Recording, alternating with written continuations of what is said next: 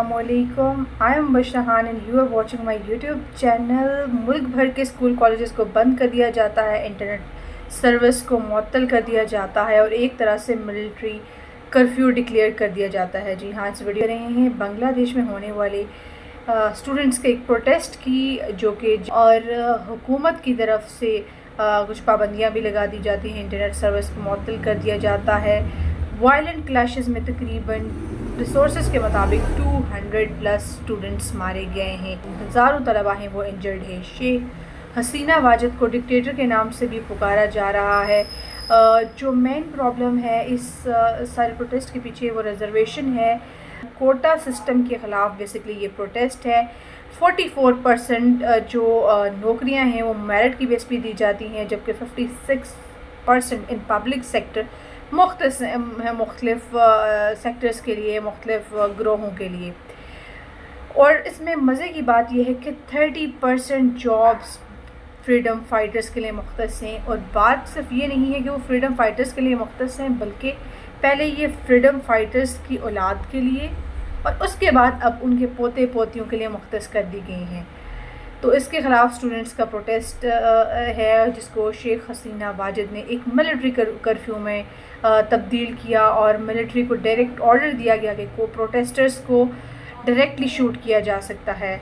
और हम देख रहे हैं कि इसी के नतीजे में 200 प्लस जो हैं तो जाने भी तलबा की ज़ाया हुई हैं और हज़ारों की तादाद में जो हैं स्टूडेंट्स हैं वो इंजर्ड। शाया होने वाले आर्टिकल, स्पेशली वो स्टूडेंट्स जो कि प्रोटेस्ट का हिस्सा भी हैं, उनने कुछ आर्टिकल्स शाया किए। इंटरनेशनल रिलेशंस का एक स्टूडेंट है जो कि प्रोटेस्टर भी है, उसने अपने आर्टिकल में ये मेंशन किया है कि this protest is for the reformation of the quota system.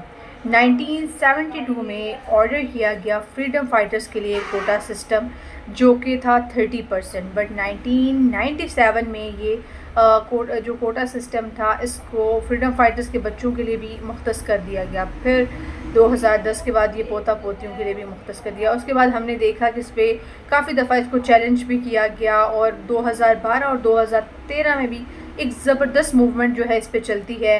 जिस तरह की हमारे PSC के एग्ज़ाम्स होते हैं, फेडरल पब्लिक सर्विस कमीशन होता है, इसी तरह बांग्लादेश में BPSC के एग्ज़ाम्स होता है और हज़ारों की तादाद में स्टूडेंट्स जो हैं तो इन्वॉल्व करते हैं उस एग्ज़ाम के लिए। 2021 में भी हमने देखा कि इस पे केस पे बात हुई, लेकिन करंटली 5 जून को हाई कोर्ट ने ये डिक्लेयर किया कि 30% जो कोटा है वो उनके बच्चों के लिए मुख्तस है और इस पे बात की गई। फिर प्रोटेस्टर्स ने हमने देखा कि किस तरह से स्टूडेंट्स अपने हकूक़ के लिए बाहर निकले और इस पे प्रोटेस्ट किया।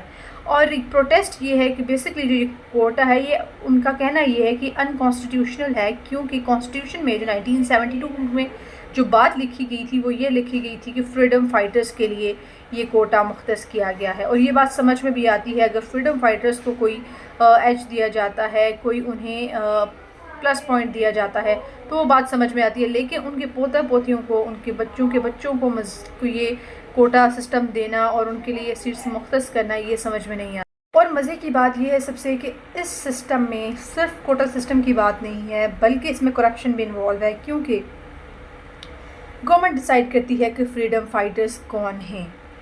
और जो करंट पार्टी है अवामी लीग पार्टी, ये टाइम ऑफ पार्टीशन जब ये 1971 का मामला होता है उस टाइम भी ये पार्टी रूलिंग में थी और इस पार्टी ने यही वो पार्टी है जो आज भी रूलिंग में है। और फिर इसने डिक्लेयर भी करना है कि कौन फ्रीडम फाइटर है और कौन नहीं। 7000 प्लस पैरामिलिट्री ट्रूप्स को वहाँ डिप्लॉय किया गया है ताकि प्रोटेस्टर्स को रोका जा सके, उनकी पीसफुल मूवमेंट को एक कॉन्फ्लिक्ट में एक तब्दील कर दिया जाए।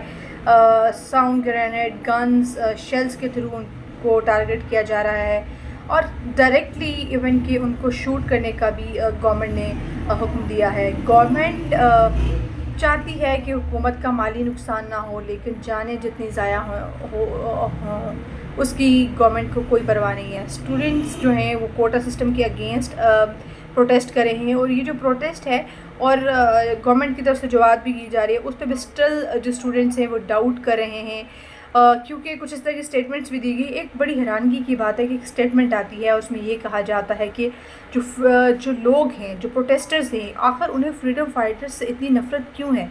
کہ اگر ان کی، اور وہ یہ ساتھ میں یہ مینشن کیا جاتا ہے کہ کیا ان دیکھنا یہ ہے کہ رضاکار کون ہے. رضاکار 1971 کی جو جنگ ہے ایسٹ ویسٹ پاکستان کے درمیان اور جو پارٹیشن ہے، اس میں جو لوگ انوالو تھے، ایک گروپ تھا اسپیسیفک رضاکار بانی کے نام سے ایک گروپ تھا جو سپورٹ کرتا تھا، جس نے سپورٹ کیا اس ٹائم پہ پاکستان کو. اس میں تقریباً 50,000 جو ہیں لوگ انوالو تھے، اور 50,000 پلس لوگ انوالو تھے جن نے اس ٹائم پاکستان کو کیا. تو یہ رضاکار ورڈ وہاں سے آیا ہے.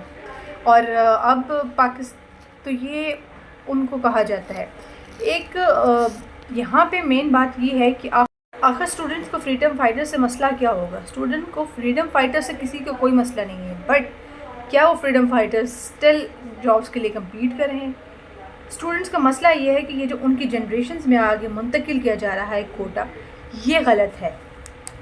اور 1971 کی جو وار ہے اس میں جو ایک انٹرنیشنل کرائم ٹریبیونل ایکٹ تھا، اس میں رضاکاروں کو آئیڈینٹیفائی کیا گیا باقاعدہ اور بین کیا گیا ان پہ، اور ان کو اینٹی نیشنل قرار دیا گیا، اور ان کے پھر کیسز چلائے گئے، کچھ کو اریسٹ کیا گیا، اور یہاں تک کہ کچھ کیسز اتنے لمبے چلے کہ 2022 میں بھی 5 سے 6 لوگوں کو جو ہے تو وہ قید کی سزا سنائی گئی ہے.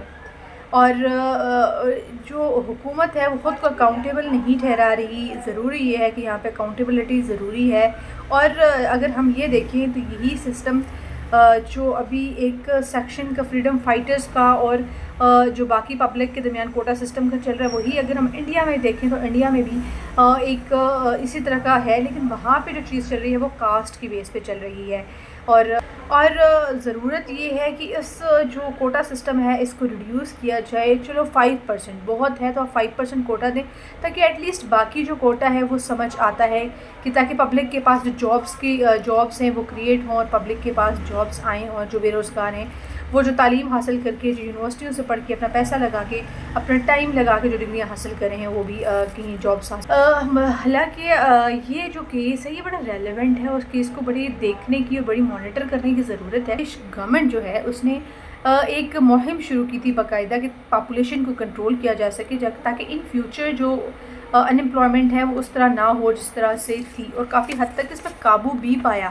ایون کہ اگر دیکھا جائے تو جو پاپولیشن کنٹرول کے لیے پراپر 30,000 لوگوں کو ڈپلوائے کیا گیا، اور اس میں ریلیجیس جو اسکالرس تھے ان کو انوالو کیا گیا. ان کو گورنمنٹ نے اپوائنٹ کیا اور گھر گھر بھیجا کہ جا کے عوام کو سمجھائیں کہ پاپولیشن کو کنٹرول کیا جائے. تو اس سے کافی حد تک جو ہے گورنمنٹ نے اسٹیپ لیا، پاپولیشن کو کنٹرول بھی کیا. بٹ اسٹل اگر ہم یہ پروٹیسٹ دیکھیں، اس کے حالات دیکھیں، اس کی ویڈیوز آپ کے سامنے سے گزرتی ہیں روز ہزاروں کی تعداد میں، تو اگر آپ ان سب ویڈیوز کو، ان سب چیزوں کو انالائز کریں تو you will come to know that کہ اگر ایک اسٹیٹ جہاں پہ پاپولیشن کنٹرول ہو رہی ہے اور پراپر گورنمنٹ پاپولیشن کنٹرول پہ کام کری ہے، اس کے باوجود وہاں پہ ان امپلائمنٹ ہے اور جابس کا یہ حال ہے، تو پھر پاکستان جیسا ملک جہاں پہ